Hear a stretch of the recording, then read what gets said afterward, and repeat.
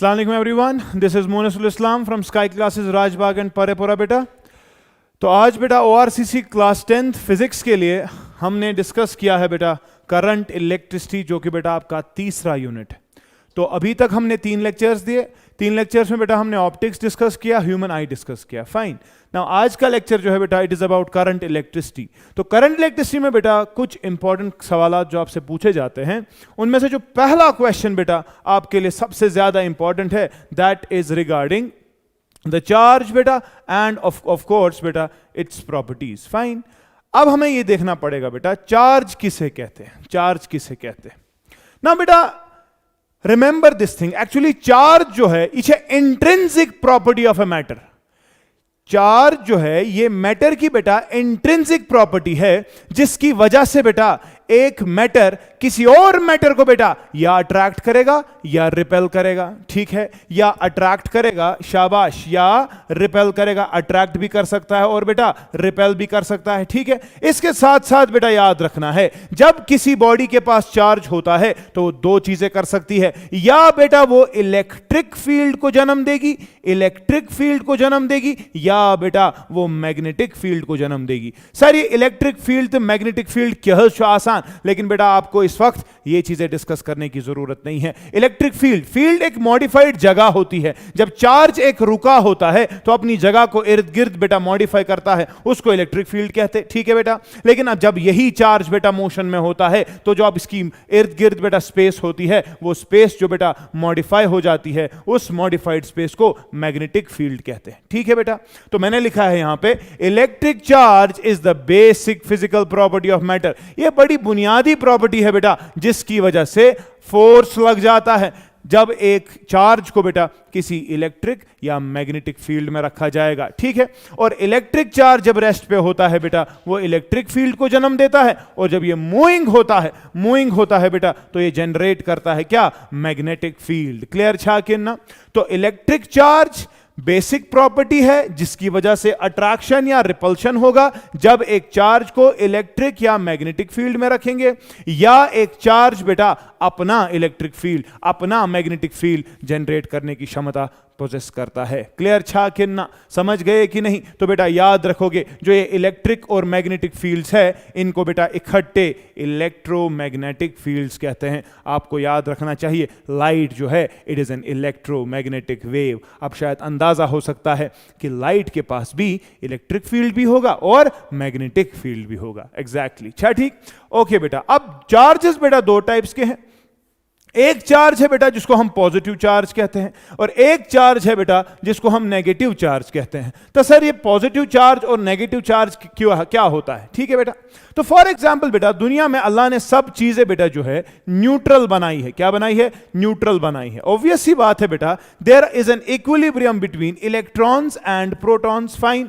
लेकिन बेटा याद रखोगे अगर किसी चीज से इलेक्ट्रॉन्स बाहर आ गए, ऑब्वियस सी बात है बेटा, तो इस बॉडी में जो ये न्यूट्रल बॉडी थी इसका इक्विलिब्रियम बेटा डिस्टर्ब हो जाता है, जिसकी वजह से बेटा इसके पास प्रोटॉन्स का नंबर इंक्रीज हो जाता है, और जब प्रोटॉन्स का नंबर इंक्रीज हो जाएगा तो इसी बॉडी को बेटा बोलते हैं इसके पास पॉजिटिव चार्ज है। सो पॉजिटिव चार्ज तब जनरेट होता है बेटा जब इलेक्ट्रॉन्स एक बॉडी से बाहर आ जाते हैं। क्लियर छा कि ना। लेकिन अगर हम किसी न्यूट्रल बॉडी को बेटा इलेक्ट्रॉन्स दे देंगे तो क्या होने वाला है, शाबाश, ऑब्वियस सी बात है, फिर से इक्विलिब्रियम डिस्टर्ब हो जाएगा। लेकिन बेटा इस न्यूट्रल बॉडी पे अब ज्यादा इलेक्ट्रॉन्स होंगे, और जब ज्यादा इलेक्ट्रॉन्स होंगे तो हम कहते हैं इस बॉडी का चार्ज नेगेटिव चार्ज है। क्लियर छा कि ना। सर आपने प्रोटॉन्स को लिया और दिया क्यों नहीं, क्योंकि बेटा प्रोटॉन्स एक न्यूक्लियस के अंदर होते हैं तो वो एक्सचेंज नहीं हो पाते। समझ गए कि नहीं। ओके बेटा, अब इस चार्ज को मेजर किया जाता है बेटा एक यूनिट से बेटा जिसका नाम है कूलम, और जिसको रिप्रेजेंट बेटा C से करते हैं। ठीक है, after the name of the scientist Charles Augustine D coulomb. तो कूलम बेटा ऐसा यूनिट है चार्ज का। बाकी यूनिट्स भी है चार्ज के, फेराडे है बेटा, स्टैट कूलम है, एब कूलम है, लेकिन वहां जाने की जरूरत नहीं है। फ्रैंकलिन है, वहां जाने की जरूरत नहीं है। ठीक है, अब इस चार्ज की बेटा प्रॉपर्टीज, पहली प्रॉपर्टी जो चार्ज की है वो ये है बेटा कि चार्ज जो है ये एडिटिव प्रॉपर्टी दिखाता है। एडिटिव प्रॉपर्टी कहने का मतलब बेटा अगर फॉर एग्जांपल किसी बॉडी पे बेटा 2 इलेक्ट्रॉन्स है, या फॉर एग्जांपल इसके पास इससे 2 इलेक्ट्रॉन्स लिए गए अब, ठीक है बेटा, या इसको अब 4 इलेक्ट्रॉन्स दिए गए, फिर इससे 6 इलेक्ट्रॉन्स लिए गए। तो अगर मुझे कोई बोलेगा कि इस बॉडी पे नेट चार्ज कितना है, तो मैं बोलूंगा पहले 2 इलेक्ट्रॉन्स थे, फिर वो वापस चले गए, ठीक है, तो मैं बोलूंगा 2 - 2 + 4 - 6 इलेक्ट्रॉन्स नेट चार्ज इसका हो गया।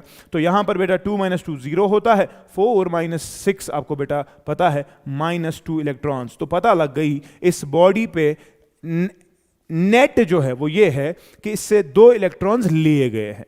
तो 2 इलेक्ट्रॉन जब इससे लिए जाएंगे, इसका चार्ज -2e नहीं है, पहले समझो, इसका चार्ज बेटा -2e नहीं है, बल्कि बेटा इसका चार्ज जो है बेटा वो +2e है। ये पॉजिटिव बॉडी होगी। क्यों? क्योंकि इसको देखिए, समझिए, पहले 2 इलेक्ट्रॉन्स दिए गए थे, फिर वो वापस लिए गए थे, फिर 4 दिए गए थे, लेकिन 6 लिए गए थे, यानी कि एक्स्ट्रा इससे 2 लिए गए। तो इस बॉडी पे जो नेट चार्ज होगा बेटा, सिंपल एडिशन से हमने निकाला, उसी को एडिटिव प्रॉपर्टी कहते हैं, और ये body +2 times the charge of an electron दिखाएगी। ठीक है बेटा, और आपको याद रखना पड़ेगा बेटा कि अगर एक इलेक्ट्रॉन का चार्ज आपको देखना है, एक इलेक्ट्रॉन का चार्ज बेटा आपको देखना है, तो एक इलेक्ट्रॉनिक चार्ज बेटा 1.602 × 10⁻⁻19 कूलम्स होता है। ये वो चार्ज है बेटा जो एक इलेक्ट्रॉन के पास होता है। ठीक छा गुबुर, क्लियर छा किन्ना, समझ आ रहा है कि नहीं? शाबाश बेटा, आगे बढ़ते हैं बेटा हम। एक और प्रॉपर्टी जो है बेटा वो है कंजर्वेशन की। क्या है? कंजर्वेशन की। सर ये कंजर्वेशन क्या है? तो बेटा याद रखोगे, फॉर एग्जाम्पल हमारे पास नेट चार्ज है किसी बॉडी पर, ठीक है, या तो बेटा इससे चार्ज लिया जा सकता है, किसी और बॉडी को दिया जा सकता है, लेकिन बेटा याद रखोगे जो नेट चार्ज किसी भी सिस्टम, किसी भी आइसोलेटेड सिस्टम में होता है बेटा, ये कंजर्व रहता है। कहने का मतलब ना ये कम होता है ना ये इंक्रीज होता है, ना आप चार्ज को बना सकते हो ना आप चार्ज को बेटा खत्म कर सकते हो। क्यों? क्योंकि अगर आप किसी चीज से ले रहे हो ना, तो किसी और चीज पे बन रहा है। फॉर एग्जाम्पल एक न्यूट्रल बॉडी है, अभी हमने देखा, इससे हमने इलेक्ट्रॉन लिया, आपने बोला सर चार्ज तो क्रिएट हो गया, लेकिन बेटा जो ये इस पे पॉजिटिव चार्ज चढ़ेगा ना, वो इसलिए चढ़ेगा क्योंकि इससे एक इलेक्ट्रॉन बाहर आ गया। ऐसा नहीं है कि आपने चार्ज को क्रिएट किया, या आप फॉर एग्जाम्पल इसको वापस अब ये इलेक्ट्रॉन देंगे, ऐसा नहीं है कि इसका चार्ज खत्म हो गया, चार्ज डिस्ट्रॉय हो गया। नहीं बेटा, चार्ज अपनी आइडेंटिटी मेंटेन करता है। नेट चार्ज जितना भी सिस्टम में है वो बेटा हमेशा कंजर्व रहता है। Charge is conserved in nature, it can neither be created nor be destroyed. Clear छा खिन्ना? नेक्स्ट बेटा जो है वो क्वांटाइजेशन है। सर ये क्वांटाइजेशन हम किसे कहेंगे? तो बेटा याद रखोगे आप एक बात, जब भी दो बॉडीज के बीच में बेटा चार्ज एक्सचेंज होता है, तो एक्सचेंज होने की क्षमता सिर्फ और सिर्फ इलेक्ट्रॉन के पास होती है। क्या होती है? इलेक्ट्रॉन के पास। ठीक है, तो आपको याद रखना पड़ेगा बेटा कि फॉर एग्जाम्पल 2 बॉडीज है, एक बॉडी दूसरी बॉडी को इलेक्ट्रॉन देगी, लेकिन ऐसा तो नहीं होता ना कि आधा इलेक्ट्रॉन ट्रांसफर हो जाएगा, 1.5 इलेक्ट्रॉन ट्रांसफर हो जाएगा, 2.5 इलेक्ट्रॉन ट्रांसफर हो जाएंगे। नहीं बेटा, ऐसा नहीं होता।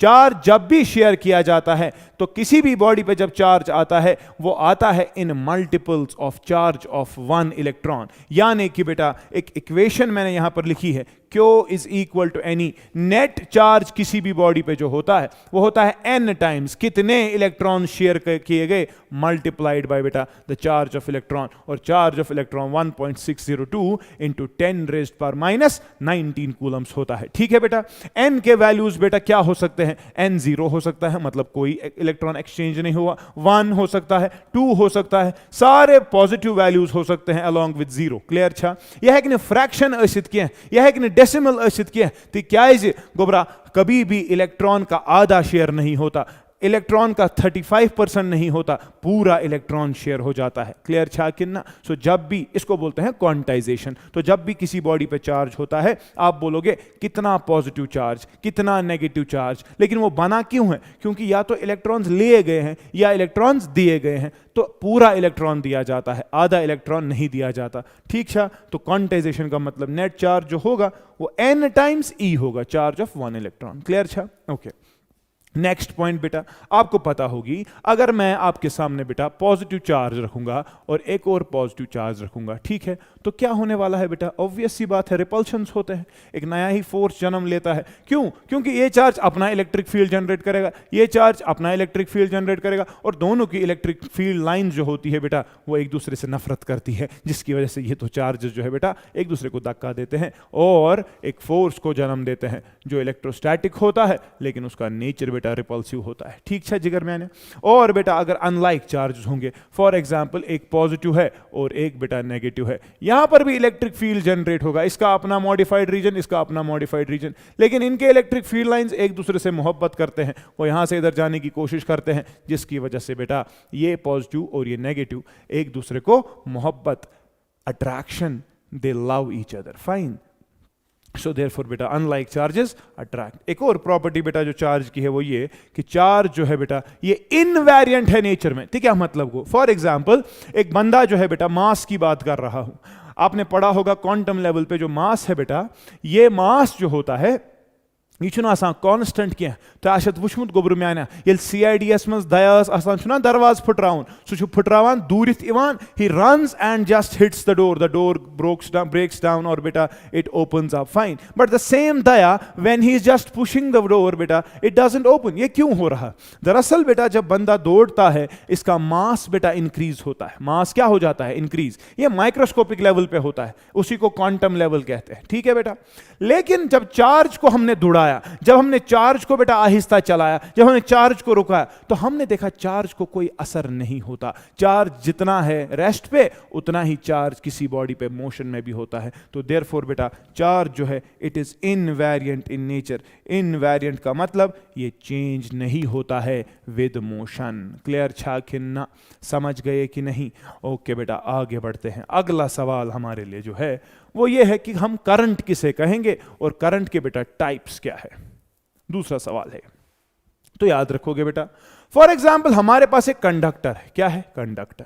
कंडक्टर आपको पता है, कंडक्टर एक ऐसी बॉडी होती है जहां से इलेक्ट्रिक करंट चलेगी। ठीक है बेटा, यानी कि जो अपोजिशन आपकी करंट को कम देगा। ठीक है, तो करंट जो है बेटा it is defined as the rate of flow of charge in a particular direction. Rate of flow, rate of flow समझते हो?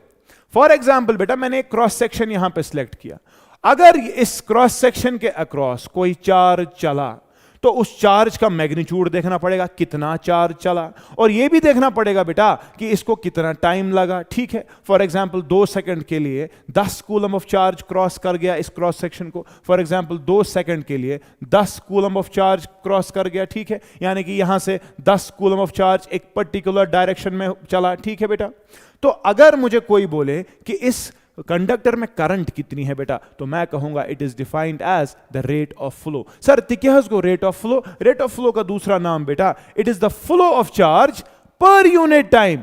10 कूलम चार्ज कितने टाइम में चला है? 2 सेकंड्स में। लेकिन अगर मुझे कोई करंट की बात बोले, मैं बोलूंगा दरअसल it is the amount of charge flowing per second. 1 second में बेटा इस क्रॉस सेक्शन में से कितना चार्ज चलेगा बेटा, वही आपको करंट का मेजर देगा। ठीक है कितना? तो यहां पर अगर मैं करंट का वैल्यू निकालूं बेटा वो कितना होगा? 10 कूलम तो चला है 2 सेकंड्स में, लेकिन 1 सेकंड में कितना चला? आप सुना तेल डिवाइड करूं 2 सेकंड उससे छा करूं कितना वो है ना बेटा 5 कूलम्स पर सेकंड। तो कूलम पर सेकंड बेटा एक नया यूनिट है जिसको हम बेटा एम्पियर कहते हैं। तो करंट जो है ये हम बोल सकते हैं 5 एम्पियर की है। Ampere is the unit of current. Clear छा किन्ना? क्लियर छा किन्ना? So what is current? It is the rate of flow of charge in a particular direction. कितना चार्ज चलेगा पर यूनिट टाइम एक पर्टिकुलर डायरेक्शन में, या बेटा हमने बोला it is the flow of charge across a cross section पर यूनिट टाइम। क्लियर छा किन्ना? ओके, करंट को बेटा आई से रिप्रेजेंट करते हैं, और मैथमेटिकली बेटा जब करंट की बात होती है, करंट की बात होती है इचो आसान नेट चार्ज, कितना चार्ज चला क्यू से रिप्रेजेंट करते हैं, divided by net time, total में कितना टाइम लगा। ठीक है बेटा, और बेटा करंट जो है ये एक स्केलर क्वांटिटी है। हालांकि इसमें डायरेक्शन इन्वॉल्व है, लेकिन जब हम एडिशन करते हैं, सब्ट्रैक्शन करते हैं, तो सिंपल एडिशन हो जाता है। 2 ampere of current plus 5 ampere of current is equal to 7 ampere of current. 2 ampere of current अगर अगर चल रही है एक डायरेक्शन में, फॉर एग्जांपल यहाँ पर एक कंडक्टर है और बेटा यहाँ से चल रही है 2 एम्पियर ऑफ करंट, और ये हो सकता है कि इसमें इस डायरेक्शन में 7 एम्पियर ऑफ करंट चली, तो अगर मैं बोलूँ आपको कि नेट करंट का डायरेक्शन क्या है और नेट करंट का वैल्यू कितना है, तो आप बोलोगे ना बेटा कि इस डायरेक्शन में 5 एम्पियर ऑफ करंट चली, बोलोगे कि नहीं? सो आपने ये कैसे किया? सिंपल एडिशन से किया ना। क्यों? क्योंकि करंट जो है ये एक स्केलर क्वांटिटी है, आज छुन डायरेक्शन उनसे दासान कहन ते वैल्यू, ठीक छा? सो करंट जो है बेटा ये स्केलर क्वांटिटी है। डायरेक्शन हम इसलिए बोलते हैं ताकि हम चार्जेस का पर्टिकुलर डायरेक्शन स्पेसिफाई कर सके, ठीक है बेटा? एक्चुअली जब हम बोलते हैं ना current, current is actually the unification of the thoughts, current is actually the particular direction of something, of anything rather.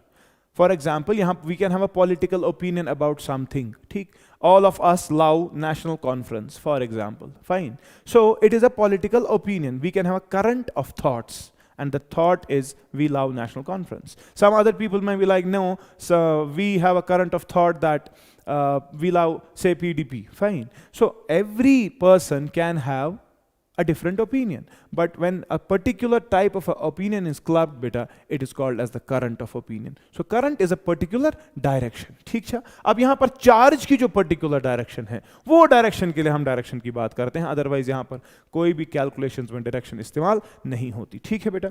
Okay, एक और चीज, अब अगर हमें सवाल आएगा 1 एम्पियर ऑफ करंट किसे कहेंगे, तो 1 एम्पियर ऑफ करंट कब होगा बेटा? जब 1 कूलम ऑफ चार्ज चलेगा 1 सेकंड में अक्रॉस दिस क्रॉस सेक्शन।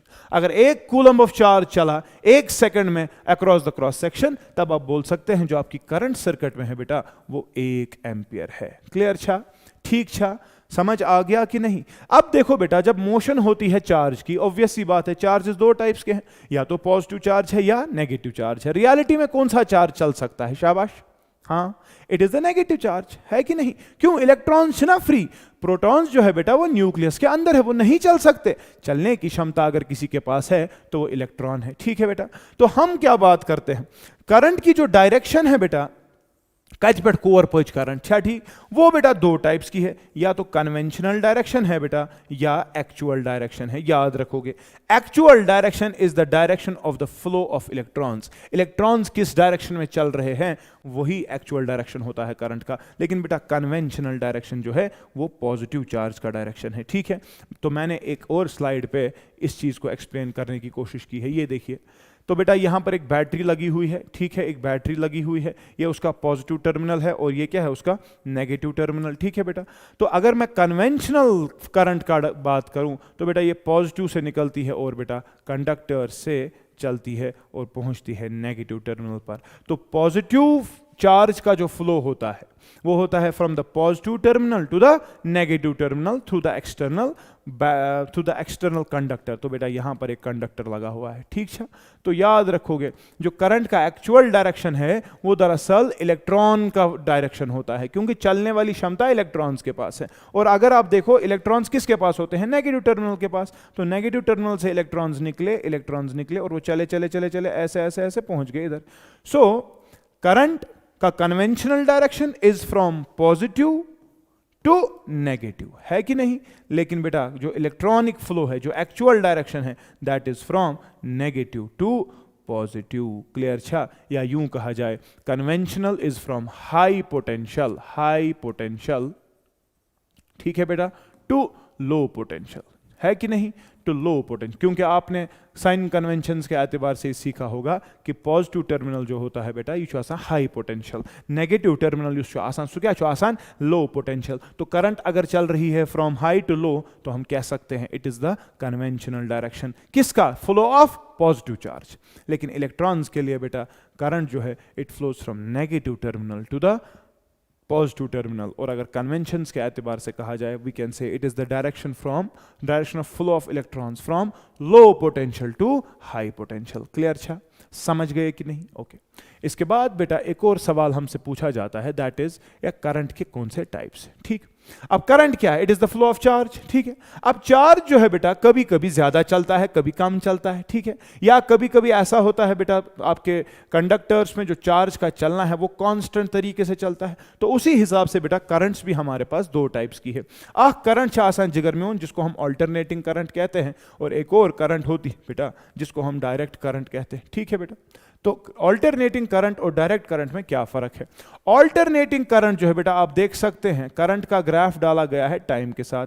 आप देख सकते हो इस टाइम पर इतनी करंट, इस टाइम पर ज्यादा करंट, फिर से कम हो गई, फिर डायरेक्शन भी ऑपोजिट, अब नेगेटिव डायरेक्शन में चल रही है। ठीक है, और उसके बाद फिर से डायरेक्शन रिवर्स कर गया, पॉजिटिव डायरेक्शन में आ गया। तो हम ये देख रहे हैं ऑल्टरनेटिंग करंट में बेटा मैग्नीट्यूड इंक्रीज होता है, डिक्रीज होता है, और डायरेक्शन भी बेटा चेंज हो जाती है। क्या चेक डायरेक्शन भी चेंज होती है और मैग्नीट्यूड इंक्रीज और डिक्रीज हो सकता है। ठीक है, अब देखो यहां से लेकर यहां तक जब चली, फिर से रिपीटेशन हो रहा है ना, फिर से रिपीटेशन हो रहा है ना, तो यहां से लेकर यहां तक जो है बेटा इसको एक साइकिल कहते हैं।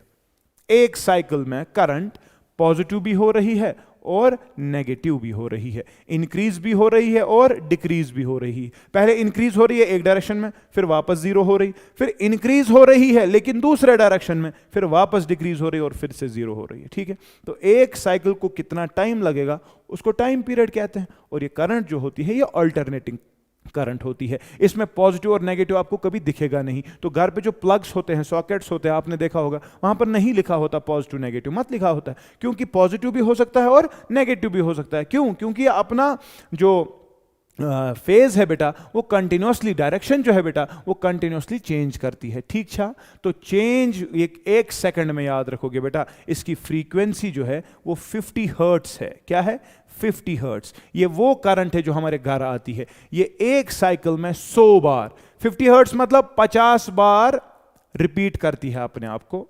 ठीक, लेकिन 100 बार, क्योंकि एक साइकिल में बेटा ये 2 बार बंद हो रही है। देखो यहां पर बंद हो गई, जीरो हो गई, और फिर यहां पर फिर से बंद हो गई, फिर से जीरो हो गई कि नहीं? तो एक साइकिल में कितनी बार बंद हो रही है? 2। 50 साइकिल में कितनी बार बंद होगी? 100 बार। तो एक सेकंड में आपका जो लैंप होता है घर पे ये 100 टाइम्स बेटा बंद हो जाता है, लेकिन हम नहीं देख पाते। बताओ क्यों? परसिस्टेंस, एग्जैक्टली बेटा, परसिस्टेंस ऑफ विजन। ठीक छा, ओके। इसके बाद बेटा एक और करंट होती है जिसको हम डायरेक्ट करंट कहते हैं। सर ये डायरेक्ट करंट क्या होती है? तो याद रखोगे बेटा, डायरेक्ट करंट एक ऐसी करंट जिसका मैग्नीट्यूड और डायरेक्शन बेटा ये हमेशा कांस्टेंट रहेगा। क्या रहेगा? कांस्टेंट, ये चेंज नहीं होता विद टाइम, इनसे रोजान कांस्टेंट। क्लियर छा कि ना? समझ आ गया कि नहीं? तो बैटरीज जो होती है हमारे घर पे, इन्वर्टर की बैटरी छा, ठीक, गाड़ी की जो बैटरी होती है उस पर पॉजिटिव और नेगेटिव लिखा होता है। ठीक है, हमेशा जब भी उसको चलाना होगा पॉजिटिव को पॉजिटिव के साथ, नेगेटिव को नेगेटिव के साथ, है कि नहीं? तो क्यों? क्योंकि दरअसल बेटा वहां का मैग्नीट्यूड और डायरेक्शन बड़े इंपॉर्टेंट है। यहां पर मैग्नीट्यूड भी चेंज होता है, डायरेक्शन भी चेंज होती है, और डायरेक्ट करंट में ऐसा कुछ भी नहीं होता। क्लियर छा? समझ आ गया? चलते हैं अगले स्लाइड की ओर। तो एक इंपॉर्टेंट चीज है बेटा हमारे पास, दैट इज कॉल्ड एज बेटा द ओम्स लॉ। अच्छा ठीक, तो बेटा एक साइंटिस्ट था जिसका नाम था जॉर्ज साइमन ओहम। ठीक है बेटा, 1820 में बेटा उन्होंने एक एक्सपेरिमेंटल वेरिफिकेशन की जिसमें उन्होंने देखा कि अगर हम external conditions of temperature and pressure को बेटा एक कंडक्टर के अक्रॉस कांस्टेंट करेंगे। फॉर एग्जांपल ये कंडक्टर है, ठीक है बेटा, इन्होंने कहा कि अगर हम यहाँ से बैटरी इसको अप्लाई करें, एक बैटरी लगा दें जिसका पोटेंशियल डिफरेंस बेटा V है, ठीक है, ऑब्वियस सी बात है ना, तो पोटेंशियल डिफरेंस की वजह से क्या चलेगी यहाँ से current from positive to negative. इन्होंने बोला कि जो पोटेंशियल डिफरेंस होता है जितना ज्यादा आप अप्लाई करेंगे उतना ज्यादा बेटा इसमें से करंट फ्लो होगा, ये इन्होंने कहा। तो V is directly proportional to I। इन्होंने कहा voltage across a conductor is directly proportional to the current flowing through it। मगर कंडीशन क्या है? टेम्परेचर और प्रेशर को क्या करना है बेटा? कांस्टेंट करना है। समझ गए कि नहीं? तो बेटा अगर मैं इस प्रोपोर्शनैलिटी को हटा दूं तेलिना constant of proportionality, so constant of proportionality used to जिगर that is R, and R is called as the resistance. इसको बेटा रेजिस्टेंस कहते हैं और इसका यूनिट जो है बेटा ये ओम है। क्या है? ओम। तो क्या मतलब को यहाँ देखो, अगर R का वैल्यू निकालना हो तो बेटा ये क्या आएगा, V अपॉन I आएगा कि नहीं।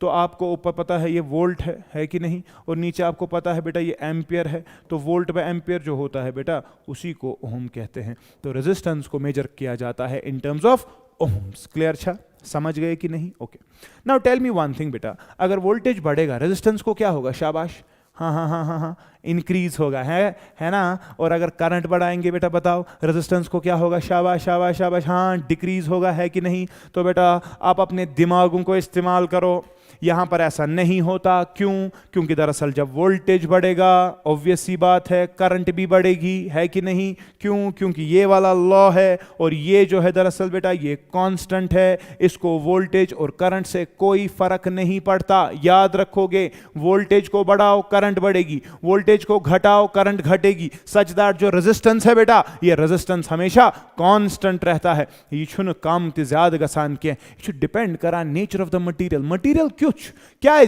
दरअसल जो ये रेजिस्टेंस है ये अपोजिशन है to the flow of current, current के चलने को अपोजिशन, उसी को रेजिस्टेंस कहते हैं। वो वोल्टेज पे डिपेंडेंट नहीं होता, वो करंट पे डिपेंडेंट नहीं होता, उसके कुछ और फैक्टर्स है, वो अगले स्लाइड में डिस्कस करेंगे। ठीक है बेटा।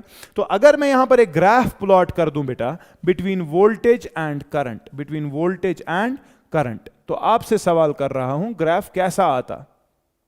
तो आई होप आप सब इस चीज को समझते हैं कि दरअसल V जो है बेटा वो IR के बराबर है। तो Y एक्सिस पे बेटा V को प्लॉट किया गया है, और X एक्सिस पे बेटा I को प्लॉट किया गया है। तो आपने पढ़ा होगा मैथ्स में Y is equal to mx, एक ऐसी लाइन होती है बेटा जिसका स्लोप कांस्टेंट होता है और ये स्ट्रेट लाइन होती है। तो अगर मैं यहाँ से देखूँ, यहाँ पर वोल्टेज है, यहाँ पे बेटा करंट है, तो Y it will be a straight line, और स्ट्रेट लाइन का जो स्लोप होगा Y इज V, X पर बेटा करंट, तो बचा क्या M के साथ क्या आएगा फिर R exactly.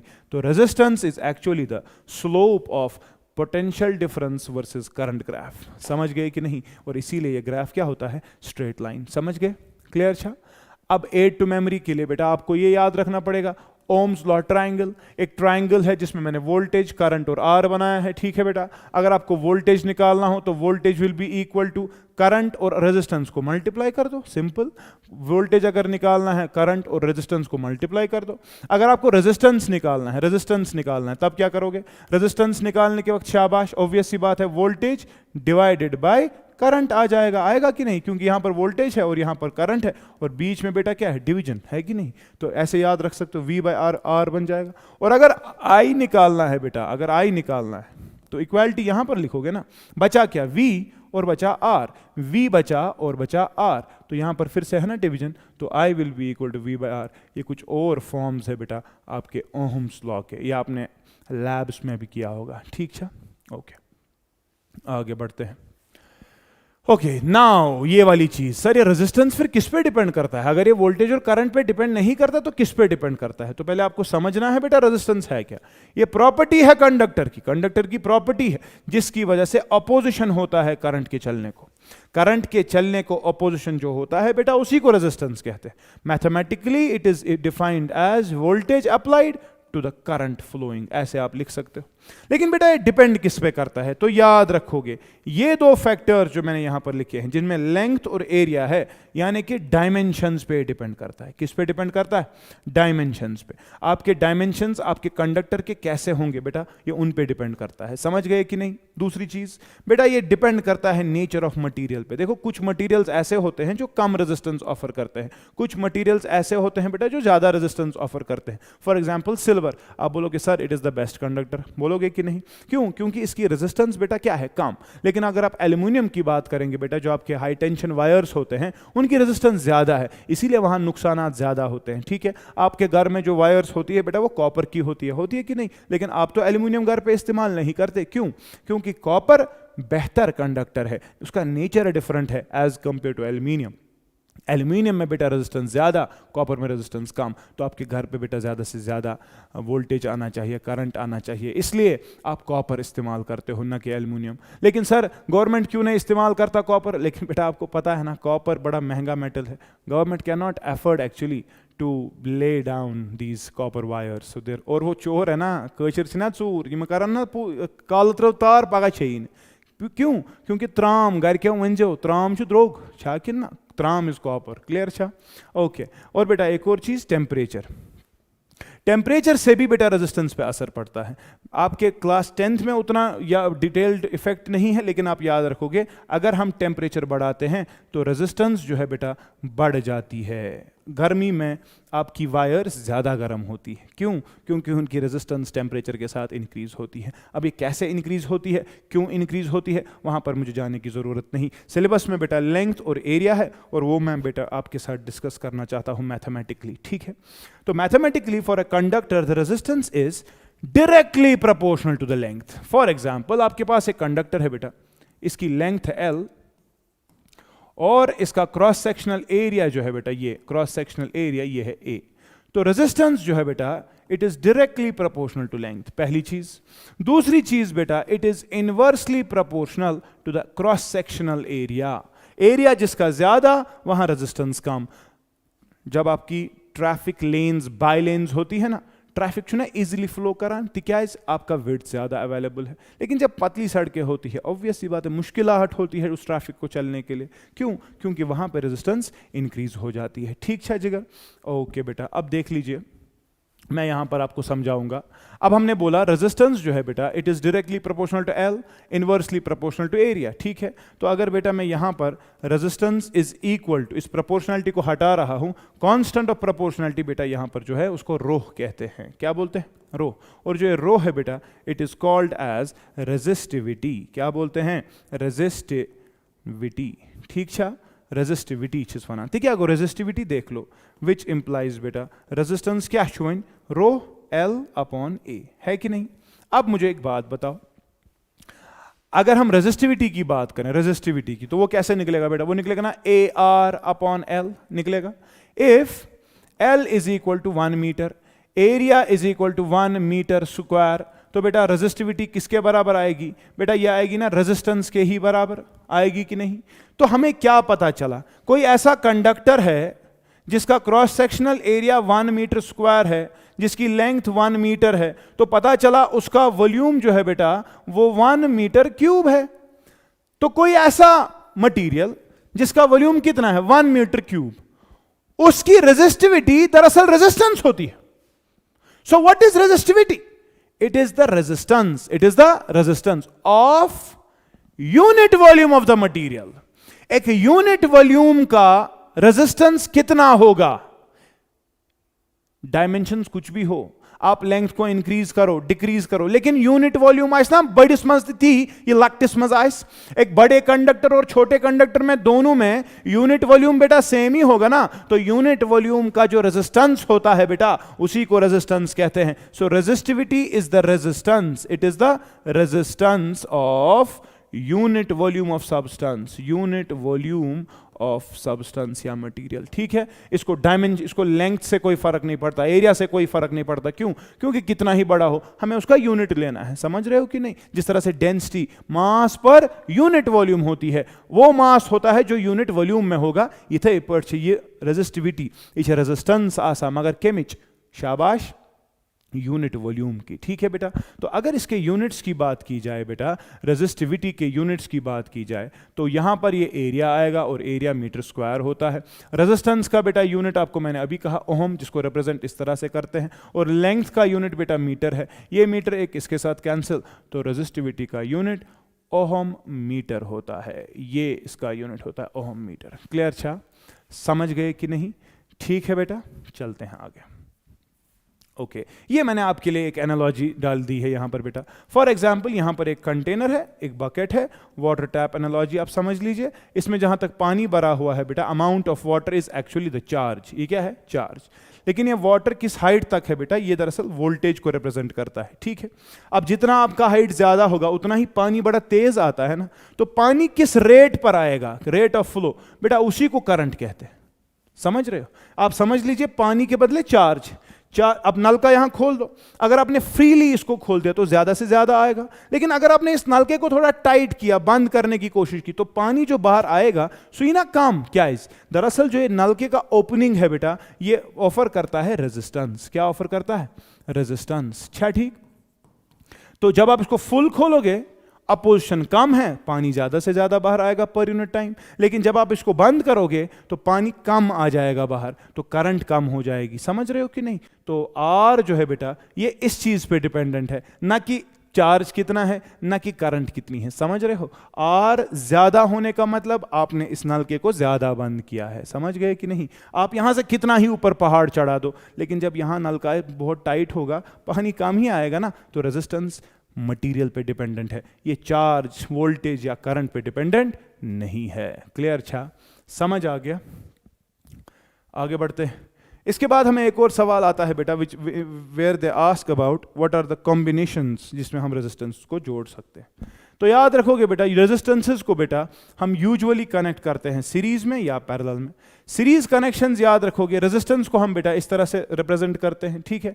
For example 3 resistors, अगर सीरीज में जोड़ना हो तो याद रखोगे बेटा they are connected end to end. किस तरह से? End to end. This is R1, this is R2, this is R3।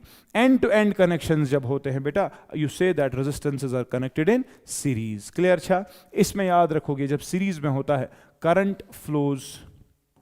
Current flowing is remain same. जितना करंट पहले वाले में से है उतना ही करंट दूसरे वाले में से रहेगा, उतना ही करंट बेटा तीसरे वाले में। करंट फ्लोइंग रिमेन्स सेम, ठीक है, रिमेन्स सेम। करंट सेम रहता है बेटा इन सीरीज, ठीक है। और वोल्टेजेस बेटा डिफरेंट होंगे। इसका वोल्टेज होगा V1, इसका वोल्टेज होगा बेटा V2, इसका वोल्टेज क्या होगा? V3, ठीक है। लेकिन अगर हम बेटा पैरेलल्स की बात कर दें, पैरेलल्स में रेजिस्टेंसेस को ऐसे जोड़ा जाता है, ऐसे जोड़ा जाता है बेटा, ठीक है। Same end to the same potential, other end to the same potential, यानी कि हम जोड़ते हैं उनको टू सम सोर्स, और सबको पावर डिराइव किया जाता है बेटा सोर्स से ही। सोर्स से ही पावर डिराइव किया जाता है। वो क्या मतलब होता है? आप देख लीजिए, एक एंड सेम पॉइंट पे, मतलब their ends are connected to the same potential, they are connected to the same point, ठीक है बेटा। अगर ये पॉजिटिव टर्मिनल है और बेटा ये यहां पर नेगेटिव टर्मिनल है, तो ये पॉजिटिव हो गया ना, और ये क्या हो गया? नेगेटिव हो गया कि नहीं? तो पॉजिटिव के साथ सबका एक एंड पॉजिटिव के साथ, सबका दूसरा एंड नेगेटिव के साथ, ये कॉम्बिनेशन जो होती है ये पैरेलल कॉम्बिनेशन होती है। पैरेलल कॉम्बिनेशन में याद रखोगे वोल्टेज रहता है सेम। क्या रहता है? वोल्टेज रहता है सेम, लेकिन बेटा करंट जो होती है वो होती है डिफरेंट। करंट क्या होती है? डिफरेंट, डिपेंडिंग रेजिस्टेंस कैसी होगी, R1, R2, R3। अगर R1 ज्यादा है वहां से करंट कम चलेगी, R3 कम है वहां से करंट ज्यादा चलेगी। समझ आ गया कि नहीं? लेकिन हमें इंपॉर्टेंट एग्जाम के लिए जो है बेटा वो सीरीज कॉम्बिनेशन है। तो सीरीज कॉम्बिनेशन के लिए जो प्रूफ है बेटा वो मैं आगे दिखा रहा हूं। सीरीज कॉम्बिनेशन में याद रखना है बेटा, when the resistors are connected end to end. End to end कहने का मतलब क्या है? इस तरह से जोड़ दिया, ये एंड है इसका, ये एंड है, इसके अगले एंड के साथ जोड़ दिया, अगले एंड के साथ, तो हमने जोड़ दिए एन रेजिस्टर्स, ठीक है। उसमें क्या होता है बेटा? Same amount of current flows through all resistors. सारे रेजिस्टर्स में करंट सेम रहता है। फॉर एग्जांपल यहां से पानी चला, उतना ही पानी यहां से चलेगा, उतना ही यहां से, उतना ही यहां से, उतना ही यहां से। जिस तरह से पानी चलेगा उस तरह से करंट चलती है, ठीक है बेटा। और इन सर्किट्स में वोल्टेज जो होता है बेटा डिफरेंट होता है अक्रॉस डिफरेंट रेजिस्टर्स, ठीक है।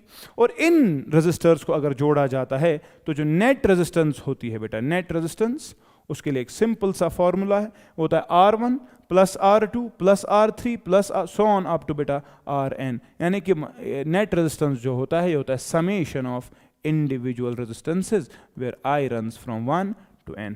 क्लियर? अच्छा, समझ गया? तो total resistance of the system which is connected in series is the total sum of individual resistances, ठीक है बेटा। इसका प्रूफ बेटा आपको एग्जाम में पूछते हैं तो मैं इसका प्रूफ आपको दिखा रहा हूं, देख लीजिए प्रूफ। फॉर एग्जाम्पल ये एक रेजिस्टर है, फॉर एग्जाम्पल बेटा ये दूसरा रेजिस्टर है, और फॉर एग्जाम्पल ये तीसरा रेजिस्टर है। तो इसकी रेजिस्टेंस क्या होगी? R1, इसकी रेजिस्टेंस क्या होगी? R2, इसकी रेजिस्टेंस क्या होगी? R3, ठीक है। अगर बेटा मैंने इनको सीरीज में जोड़ा है तो मैं एक बैटरी के साथ इनको कनेक्ट करने की कोशिश कर रहा हूं, और इस बैटरी का जो पोटेंशियल डिफरेंस है बेटा वो क्या है? V। तो ये पॉजिटिव टर्मिनल बन गया और ये क्या बन गया, नेगेटिव टर्मिनल। तो मैंने आपको कहा जब सीरीज में कनेक्टेड होते हैं तो करंट क्या रहता है, सेम। तो करंट अगर सेम है बेटा, तो यहां से अगर सपोज करंट आई चल रहा है, वो इसमें से भी चलेगा, इसमें से भी चलेगा और इसमें से भी चलेगा। लेकिन बेटा ड्रॉप्स जो होंगे, जो खर्चात होंगे, वो डिफरेंट होंगे अक्रॉस ईच रजिस्टर, होंगे कि नहीं। तो बेटा मैं यहां पर जो खर्चात है उनको दिखा रहा हूं। से पहले वाले में से जो खर्चा है वो V1 है, दूसरे का खर्चा V2 है, तीसरे का खर्चा क्या है, V3। लेकिन अवेलेबल मेरे पास कितना है, V। तो मैं कह सकता हूं कि जो टोटल अवेलेबल पैसा है वो इस तरह से खर्च हो रहा है, V1 plus V2 plus V3, कह सकता हूं। तो मैं ये भी कह सकता हूं ना कि जो टोटल है, ओम्स लॉ अगर मैं अप्लाई कर दूं तो नेट वोल्टेज क्या होगा, net current multiplied by net resistance, होगा कि नहीं, V is equal to IR। तो ये इंडिविजुअली भी अप्लाई होगा ना। तो V1 किसके बराबर होगा, ये होगा नेट करंट I1 जो इसमें से चलेगी मल्टीप्लाइड बाय इसकी रेजिस्टेंस। इथे पट जिगर या इस I2 इंटू R2 या इस गोबरा I3 इंटू R3, होगा कि नहीं। मगर आपको पता है ना बेटा, जो I1 है, I2 है, I3 है, वो क्या है, सेम, और वो है ना नेट करंट के बराबर, है कि नहीं। यहां से निकला है ना कोई नेट करंट, वो नेट करंट I है, वही R1 में से, वही R2 में से, और वही। तो मैं कह सकता हूं ना I3, I2, I1 और I नेट, ये क्या है, सेम है ना। तो यहां पर अगर मैं I कॉमन निकाल दूं, वो I और ये वाला I कैंसिल हो जाएगा। तो यहां पर मेरे को मिल रहा है ना नेट रेजिस्टेंस, क्या मिल रहा है, नेट रेजिस्टेंस, शाबाश, इना R1 plus R2 plus R3 and so on so fourth, अगर ज्यादा होते। सो दिस इज बेटा द नेट रेजिस्टेंस, ठीक है। अगर सब के सब वैल्यूज बेटा सेम होते, R1 is equal to R2 is equal to R3 से इज इक्वल टू बेटा R, ठीक है। तो मुझे बताओ नेट रेजिस्टेंस कितना होता, नेट रेजिस्टेंस, शाबाश, ये होता ना R plus R plus R plus R, कब तक, कब तक, शाबाश, N तक, N रजिस्टर्स होते कि नहीं। तो net will be N times R. This is the net resistance in series, जब same kinds of resistors जोड़े होते हैं। 2 जोड़े होंगे तो 2 times, 3 जोड़े होंगे तो 3 times, 4 जोड़े होंगे तो 4 times, so on and so forth. Clear? समझ आ गया? Okay. Next. Joule's law of heating, सबसे लास्ट का टॉपिक। इसके साथ थोड़ा एनर्जी के बारे में आपको पूछा जाता है, वो भी बताएंगे। तो बेटा जूल जो था, उसने बेटा 1627 में एक लॉ देखा। उन्होंने देखा कि जब करंट चलती है, अगर जिस कंडक्टर में से करंट चलती है बेटा, आपने देखा होगा कि वो कंडक्टर बेटा गर्म हो जाता है, आपकी वायर्स बेटा गर्म हो जाती है जब करंट उनमें चलती है, ठीक है। ये क्यों होता है, क्योंकि बेटा कंटिन्यूसली जो एक करंट के चार्जेस है बेटा जो चल रहे होते हैं, ये कोलिजन्स फेस करते हैं। क्या करते हैं, फेस कोलिजन्स। और कोलिजन्स की वजह से बेटा होता क्या है, कोलिजन्स की वजह से ऑफ कोर्स फ्रिक्शन की वजह से बेटा हीट जनरेट होता है कि नहीं। तो जूल ने बेटा ये देखा कि जो ये हीट प्रोड्यूस्ड होती है, ये डायरेक्टली प्रोपोर्शनल होती है बेटा through the square of the current flowing through the conductor. कहने का मतलब, अगर आपके पास एक कंडक्टर है जिसका क्रॉस सेक्शनल एरिया बेटा A है, जिसकी रेजिस्टेंस बेटा कैपिटल R है, जिसमें करंट चल रही है बेटा I, ठीक है। तो और जो करंट चल रही है, से फॉर एग्जाम्पल बेटा वो टाइम t के लिए चली, तो जूल ने देखा कि करंट कितना ज्यादा होगा, हीट उतना ज्यादा होगा, लेकिन डायरेक्टली नहीं, डायरेक्ट स्क्वायर प्रोपोर्शनैलिटी। करंट ज्यादा है, हीट बहुत ज्यादा है, समझ रहे हो कि नहीं। इसने बोला it is directly proportional to the square of the current, ठीक है। दूसरी चीज इसने देखी बेटा, जो हीट प्रोड्यूस होती है, it is directly proportional to the resistance. जितना ज्यादा रेजिस्टेंस होगा, जितना ज्यादा ऑपोजिशन होगा, उतना ज्यादा हीट जनरेट होगी। और इन्होंने देखा कि जो हीट है बेटा, ये डायरेक्टली प्रोपोर्शनल है to the time for which the current flows. जितना ज्यादा टाइम उतना ज्यादा हीट। क्लियर छा। तो इन तीनों चीजों को बेटा कंबाइन करेंगे तो यहां पर हम देख सकते हैं it is directly proportional to I square R T. समझ रहे हो। अगर यहां पर प्रोपोर्शनैलिटी को हटा दें तो यहां पर कांस्टेंट ऑफ प्रोपोर्शनैलिटी आएगा I स्क्वायर आर टी। और आपको पता है बेटा, यहां पर याद रखोगे k का वैल्यू जो है 1 है SI सिस्टम में, ठीक है। SI सिस्टम में इसका वैल्यू 1 है, जिसकी वजह से बेटा हम ये कह सकते हैं H, the heat produced when current flows through a conductor beta, it is equal to I square R T. This is the Joule's law of heating, ठीक है। When a current I passes through a conductor of resistance R for time t, then the heat developed in the conductor is equal to किसके बराबर, product of square of current, resistance और time, square of current, resistance और time, इन तीनों का product, that will be the heat produced। ठीक छा जिगर, clear छा। ओके, हीट क्या है, एनर्जी है ना। तो एनर्जी का यूनिट क्या होगा बेटा, जूल। एक और यूनिट है बेटा चूंकि हीट थर्मल एनर्जी है बेटा, इसका एक और यूनिट है दैट इज कैलोरी। क्या छू? कैलोरी। और याद रखोगे बेटा, एक कैलोरी जो होता है इट्स 4.18 जूल्स। ये कन्वर्जन याद रखोगे बेटा, ये पूछा जाता है कभी, एक कैलोरी कितने जूल्स होता है? 4.18 जूल्स। ठीक है बेटा, क्लियर छा? समझ आ गया कि नहीं? So this is all about current electricity for class 10th। इंशाल्लाह बोर्ड एग्जाम्स में इसके बाहर बेटा कुछ नहीं पूछा जाएगा। I wish you all the best, very best, and I hope आप लेक्चर्स को अच्छे से फॉलो कर रहे हो। Thank you so much.